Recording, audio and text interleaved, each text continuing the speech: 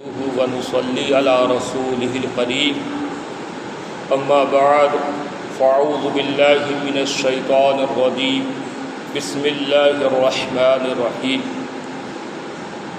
يا أيها الذين آمنوا ادخلوا في السلم كافة ولا تتبعوا خطوات الشيطان إنه لكم عدو مبين۔ عزیزان اکرام، آئیے کچھ کہنے اور سننے سنانے سے پہلے ہم اور آپ سب سے پہلے بارگاہ رسالت میں اپنے غلامی کا ثبوت دیتے ہوئے درود شریف کا نذرانہ عقیدت پیش کرے۔ پڑھیے بآواز بلند اللہ رب محمد صلی اللہ علیہ وسلم احسن عباد محمد صلی اللہ علیہ وسلم صلاۃ و سلام علیک یا رسول اللہ صلی اللہ تعالی علیہ وآلہ وسلم۔ محترم حضرات، پچھلے جمعہ میں نے اسی آیت کریمہ کے متعلق کچھ عرض و معروف خاص باتیں بتانے کا موقع ملا تھا۔ میں نے اس میں آپ کو بتایا کہ شیطان ہمارا کتنا بڑا دشمن ہے۔ ہمیں یقین ہے کہ وہ تمام باتیں جو میں نے پچھلے جمعہ میں آپ لوگوں کو بتایا ہے، اس چیز کو آپ لوگوں نے محسوس کیا ہوگا کہ واقعی شیطان ہمارا جو کھلا دشمن ہے۔ رب کائنات اللہ جلالہ تبارک و تعالیٰ نے قرآن مقدس میں جو فرمایا انہ لکم عدو مبین، بے شک وہ تمہارا کھلا ہوا دشمن ہے، تو وہ کس طریقے سے ہمیں وسوسہ اندازی کرنے کے لیے، طرح طرح کے گمراہی کے راستے پہ لانے کے لیے ہمارے اعمال کو، ہمارے ایمان کو، ہمارے ہر اچھائی کو برباد کرنے کے طاق میں لگا رہتا ہے، کوشش میں لگا رہتا ہے۔ آپ کو رمضان کا بھی مثال ہم نے دیا تھا کہ رمضان میں کس طریقے سے روناری ماحول پیدا ہوتی ہے۔ آٹومیٹک ایک چھوٹا بچہ جو ہوتا ہے اس کو بھی رمضان کی قدر منزلت معلوم ہو جاتی ہے۔ روزہ رکھنا، نماز پڑھنا، تلاوت کرنا، نہیں تو تسبیح پڑھنا، اس کے دل میں آٹومیٹک یہ بات آ جاتی ہے رمضان چل رہا ہے، یہ ماحول ہے، یہ عبادت کرنے کا مہینہ ہے۔ تو یہ نورانی ماحول جو پیدا ہوئی تھی رمضان میں شیطان کے قید ہو جانے کی وجہ سے، جیسے ہی چاند نظر آتا ہے شیطان چھوٹ جاتا ہے، پھر وہی گناہوں میں لوگ ملوث ہو جاتے ہیں۔ تو ذرا سوچئے کہ شیطان اس طریقے سے ہمیں ورغرا کرتا ہے۔ میں نے ایک حدیث مبارکہ بھی آپ کو بتایا تھا کہ نبی پاک صلی اللہ تعالیٰ علیہ وسلم نے ارشاد فرمایا تھا کہ شیطان جو ہوتا ہے وہ دلوں کو قبضہ کر لیتا ہے، کہ شیطان جانتا ہے کہ انسان وہی کام کرتا ہے جو اس کا دل، جو اس کا من کرتا ہے۔ اب آئیے اسی آیت کریمہ کی شان نزول میں بیان کرنا چاہتا ہوں۔ ایک تو یہ بات ہو گئی، اب شان نزول یہ ہے کہ عبداللہ بن سلام یہ نبی کریم صلی اللہ تعالیٰ علیہ وسلم کی نبوت، اور جب نبی کریم صلی اللہ تعالیٰ علیہ وسلم مکہ ہجرت فرما کر مدینہ تشریف لے گئے تو اسے ہجرت کہتے ہیں۔ ہجرت سے پہلے یہ عبداللہ بن سلام یہودیوں کے بہت بڑے عالم تھے اور تورات و انجیل کے بہت بڑے جانکار تھے۔ بہت مشہور واقعہ ان کا یہ، اور کئی روایات ہیں اور بھی ان کی کئی بیانات ہیں۔ تو عبداللہ بن سلام اپنے کھجور کے کھیتوں میں رکھوالی کر رہے تھے، اس کا دیکھ بھال کر رہے تھے۔ تو جب نبی کریم صلی اللہ تعالیٰ علیہ وآلہ وسلم مکہ ہجرت فرما کر مدینہ تشریف فرما ہوئے تو پورے مدینہ میں نبی الآخر الزماں کی آمد کا چرچا بلند ہوا کہ آخری نبی آ گئے، نبی الزماں آ گئے، آخری زمانے کے جو نبی ہے پیغمبر صاحب آ گئے۔ پورے مدینہ میں شور ہو گیا، لوگ سنتے چلے گئے کہ نبی آ گئے، نبی آ گئے، نبی آ گئے۔ تو عبداللہ بن سلام اپنے کھجور کے باغ میں کھیتی کر رہے تھے، رکھوالی کر رہے تھے۔ جب ان کے کان میں یہ بات گونجی نا کہ محمد مصطفیٰ صلی اللہ تعالی وسلم تشریف فرما چکے ہیں، مدینہ آ چکے ہیں، تو عبداللہ بن سلام نے سوچا کہ چلے دیکھتے ہیں تحقیق کے لیے کیونکہ نبی کریم صلی اللہ علیہ وسلم اور آخری نبی کی جو صفات ہے نا وہ تورات و انجیل میں موجود ہے۔ ان کی کیا خاصیات ہے، جو آخری نبی آئے گا وہ کیسے ہے، کیسے رہیں گے، ان کا شکل و صورت کیا ہوگا، کچھ صفات ہے، ان کی گفتگو کیا رہے گی، ان کی مہر نبوت کہاں رہے گی، وہ تمام باتیں تورات و انجیل میں موجود تھا۔ عبداللہ بن سلام اپنے باغ کو چھوڑ کے اس مجلس کے طرف روانہ ہو گئے جس مجلس میں نبی کریم صلی اللہ علیہ وسلم آئے ہوئے تھے۔ سارے ہجوم لگی ہوئی تھی، چاروں طرف بچے ایک طرف، عورتیں ایک طرف، ضعیف لوگ ایک طرف، نوجوان ایک طرف، سب نبی کریم صلی اللہ علیہ وسلم کا دیدار کے سرفراز ہو رہے تھے، سب نبی کریم صلی اللہ علیہ وسلم کا دیدار کر رہے تھے۔ عبداللہ بن سلام اسی مجلس میں آ کر کھڑے ہو گئے۔ اتفاق یہ تھا کہ جس وقت عبداللہ بن سلام جس مجلس میں جیسے ہی پہنچے تو اللہ کے رسول صلی اللہ تعالیٰ علیہ وسلم لوگوں کو نصیحت کر رہے تھے۔ سبحان اللہ سبحان اللہ، اللہ کے رسول صلی اللہ تعالی وسلم لوگوں کو وعظ و نصیحت کر رہے تھے، بیانات کر رہے تھے، سمجھا رہے تھے۔ آپ کے زبان نبوت سے یہ الفاظ آئی کہ اے میرے لوگوں، اے پیارے لوگوں، تم لوگ آپس میں بھائی چارگی قائم کرو، اور جب ایک دوسرے سے ملاقات ہو نا تو سلامتی کی دعا دیا کرو، کہا کرو السلام علیکم ورحمۃ اللہ وبرکاتہ، یعنی ایک دوسرے کو سلامتی کی دعا دیا کرو۔ اور تم لوگ بھوکوں کو کھانا کھلایا کرو، اور جب ساری دنیا نیند کی غفلت میں پڑ جائے، دین میں بے خوف ہو جائے، تو تم لوگ بیداری پیدا کر کے اٹھ کر آدھی رات میں اللہ کی بارگاہ میں قیام کیا کرو، سجدہ کیا کرو۔ یقیناً جو شخص اس چیز پر قائم رہے گا اللہ تبارک و تعالیٰ اسے سلامتی کے ساتھ جنت میں داخل عطا کر دے گا۔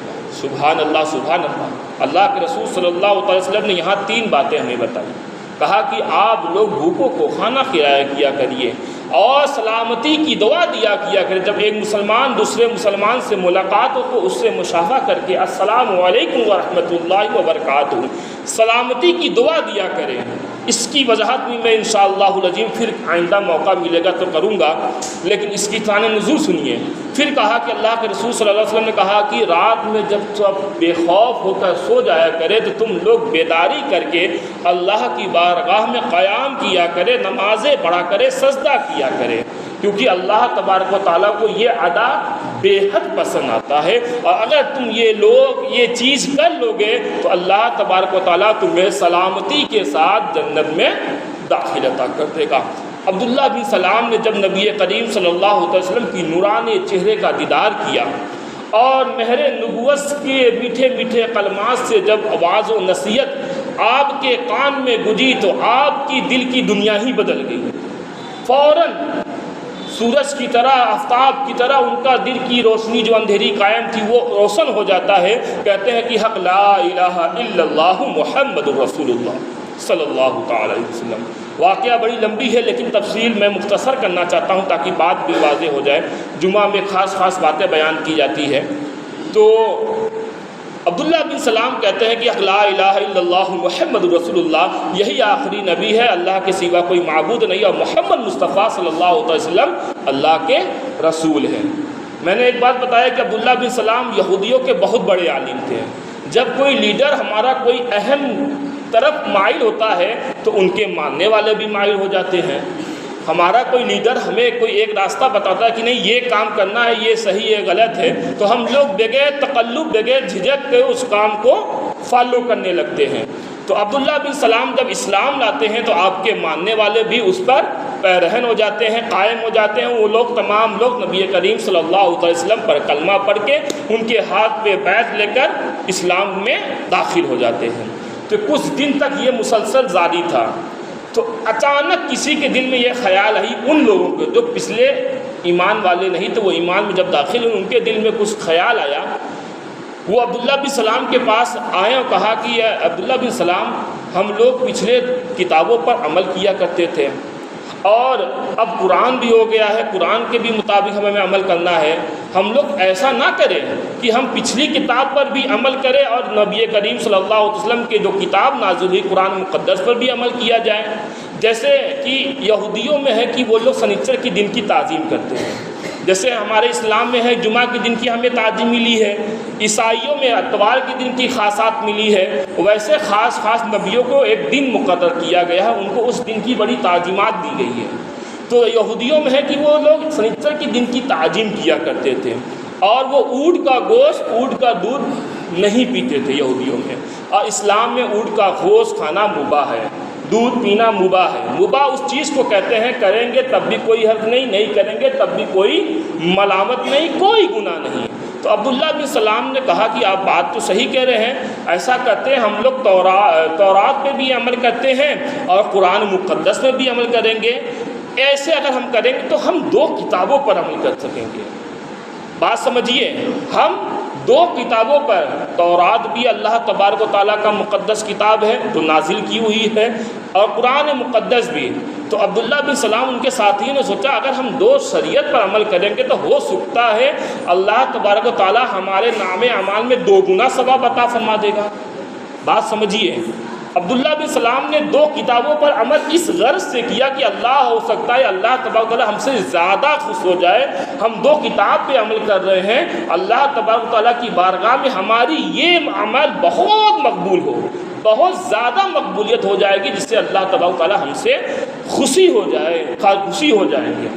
تو جب یہ عمل کرنا شروع کر دیا تو اللہ تبارک و تعالیٰ کو یہ طرز عمل پسند نہ آیا، اللہ رب العزت کی بارگاہ میں یہ عمل پسند نہ آیا۔ فوراً جبریل امین کو اللہ کے رسول صلی اللہ علیہ وسلم کے پاس قرآن کی آیت کریمہ نازل کر پیش فرما دیا، کہا کہ آپ جائیے محبوب سے فرما دیجئے یا رسول اللہ صلی اللہ علیہ وسلم یا ایھا الذین آمنوا ادخلوا فی السلم کافہ، یا رسول اللہ صلی اللہ علیہ وسلم کچھ لوگ ہیں جو پچھلے کتابوں پر عمل کر رہے ہیں اسلام میں داخل ہو کر، ان سے کہہ دیجئے کہ اب تمہیں پچھلی کتابوں پر عمل کرنا نہیں ہے، اب صرف نبی کریم صلی اللہ علیہ وسلم کے قرآن پر عمل ہی کرنا ہے، اس کے علاوہ پچھلے تمام کتابوں اور پچھلے تمام شریعتوں کو منسوخ کر دیا گیا ہے، اس کا دروازہ بند کر دیا گیا ہے، اب صرف شریعت محمدی اور قرآن پر عمل کرنا آپ پر ضروری ہے، اور یہ جو تم کام کر رہے ہو نا یہ شیطانی وسوسہ ہے۔ کون سا؟ جو تم سوچ رہے ہو، یہ گمان کر رہے ہو کہ ہم پچھلی کتاب پر بھی عمل کریں گے، یہ شیطان تمہیں گمراہ کر رہا ہے۔ وَلَا تَتَّبِعُوا خُطُوَاتِ الشَّيْطَانِ، اور شیطان کے قدموں کی پیروی ہرگز مت کرو، إِنَّهُ لَكُمْ عَدُوٌّ مُّبِينٌ، بے شک وہ تمہارا کھلا ہوا دشمن ہے۔ عزیزان کرام، ذرا سوچئے، اب دل پر ہاتھ رکھے چند منٹ کے لیے بیٹھیے۔ عبداللہ بن سلام اسلام لانے کے بعد جس کتاب پر عمل کیا، جس شریعت پر عمل کیا، کیا وہ اللہ اور اللہ کے پچھلے رسول کے تعلق نہیں تھا نا؟ تھا کہ نہیں تھا؟ ذرا دل پہ ہاتھ رکھیے کہ وہ کتاب اللہ نے ہی نازل کیا، وہ کتاب نبی پر ہی نازل ہوا۔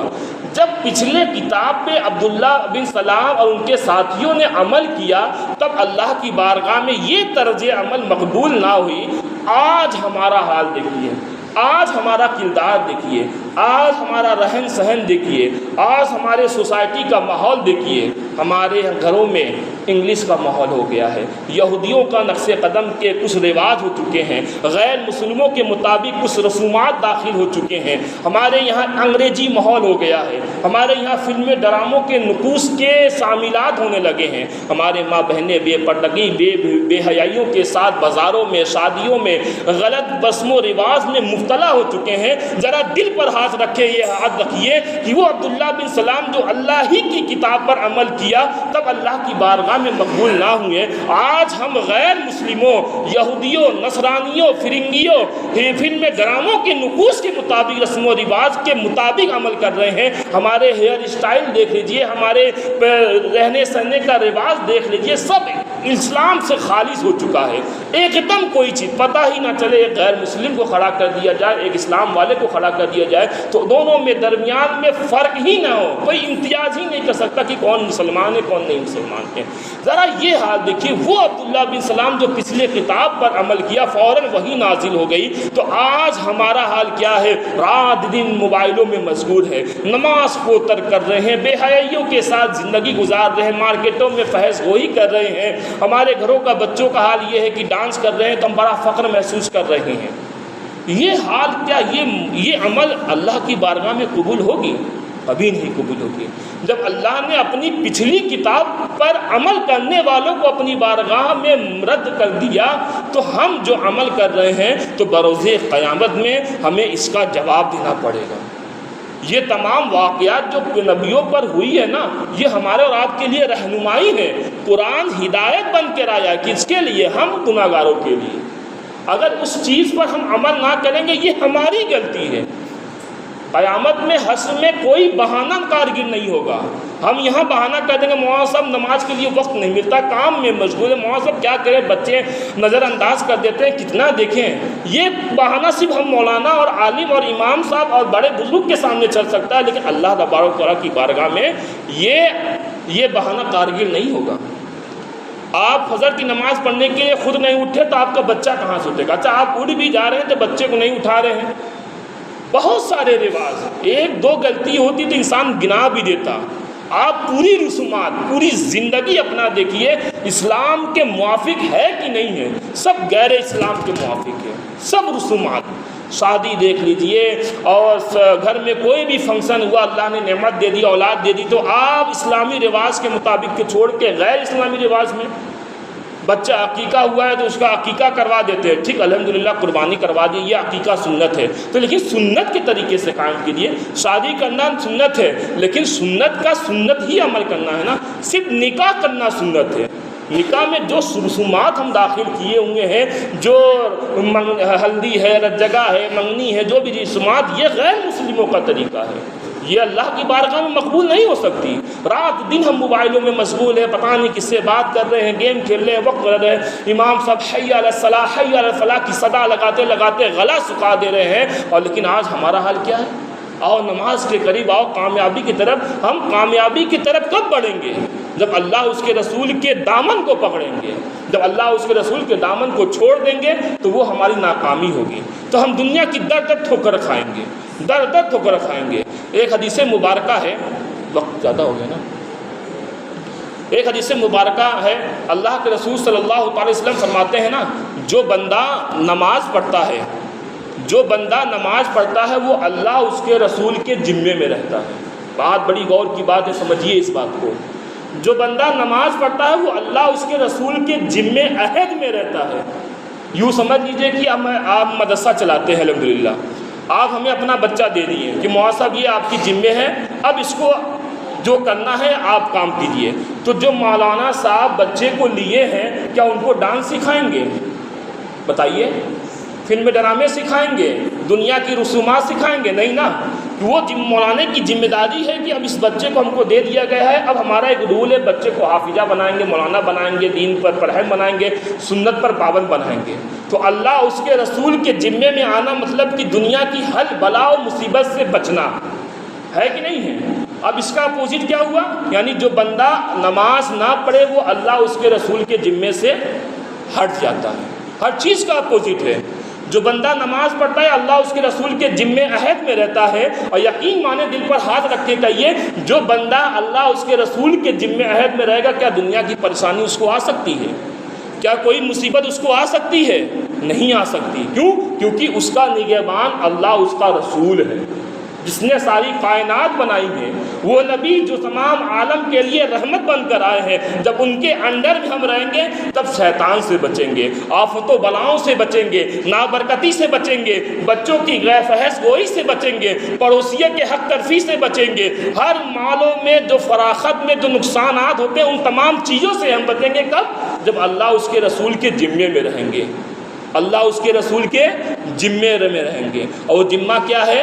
اللہ اس کے رسول کے ذمہ یہ ہے کہ ہم نماز پڑھیں، نبی کی سنت پر عمل کریں، اور اللہ کے بتائے ہوئے راستے پہ چلیں، رسول اللہ صلی اللہ علیہ وسلم کے احکامات پر عمل کریں۔ یہ نہیں کہ بعض پر ہمارے موافق ہے تو ہم عمل کر دیں، بعض پہ موافق نہیں تو ہم نہیں عمل کریں گے۔ رسول اللہ صلی اللہ علیہ وسلم کی ہر سنت پر ہم عمل کریں گے۔ یقیناً جس دن آپ ایسا کریں گے نا تو کوئی مسلمان کو پریشان نہیں کر سکتا، کوئی مسلمان بچوں کی نافرمانی سے نافرمانی سے مبتلا نہیں ہو سکتا، کوئی مسلمان پڑوسیوں سے پریشان نہیں ہو سکتا، کوئی مسلمان کی آفت و بلاؤں سے بھی پریشان نہیں ہو سکتا۔ کب؟ جب اللہ کے رسول صلی اللہ علیہ وسلم کی سنت پر عمل کریں گے، نماز کے پابندی کریں گے، اپنے گھروں کے ماحول کو ہم خود بنائیں گے۔ اللہ رب العزت کی بارگاہ میں یہی دعا ہے، اللہ